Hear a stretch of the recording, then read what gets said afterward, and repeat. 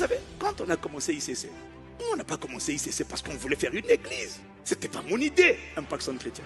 Impact Centre Chrétien, c'était une instruction que Dieu a donnée parce qu'il y avait un fardeau. Moi, avec Pasteur Yves, depuis le début, mon rêve, ma seule prière, c'était qu'il y ait en France des églises qui fassent envie.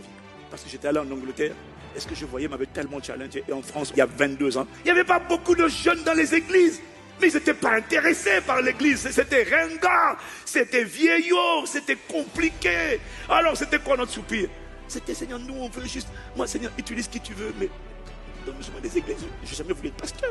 Jamais, ça n'a pas été mon fardeau. Je rêvais juste d'une église. Moi je disais à Dieu, mon soupir c'était pas moi. Mon soupir c'était les gens, mais donne-nous des églises. Mais vraiment, on veut aller dans des endroits où c'est beau, où c'est excellent, où c'est puissant, où on aime Dieu, où c'est propre, où on n'est pas embarrassé, on n'est pas gêné. Moi je voulais seulement, Seigneur, fais quelque chose pour notre génération. Et puis quand je voyais l'Angleterre, je dis, mais pourquoi tu la francophonie? Pourquoi tu es la francophonie? Mais pourquoi nous on est toujours...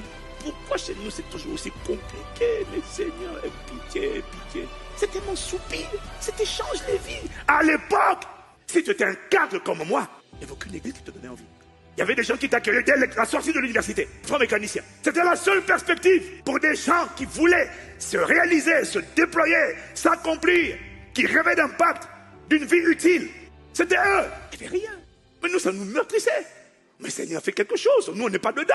On ne va jamais aller là-bas. Mais à quoi pour les chrétiens? Il n'y en a pas. Seigneur, fais quelque chose pour les chrétiens. Fais quelque chose pour ton église. Fais quelque chose ici en France. Et c'est comme ça, en octobre 2001, j'étais assis à Londres à la conférence des femmes. Et c'était tellement beau là où j'étais. C'était tellement excellent. Je dis, ah Seigneur. Ah Dieu. Pourquoi? Et puis soudainement, je commence à tressaillir. Je commence à pleurer. J'éclate en sanglots. Qu'est-ce qui m'arrive?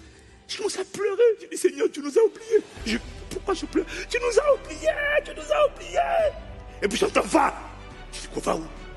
Va, tu vas en France. Enregistre une association. Je vais t'utiliser. Je dis non. Moi. Je dis non.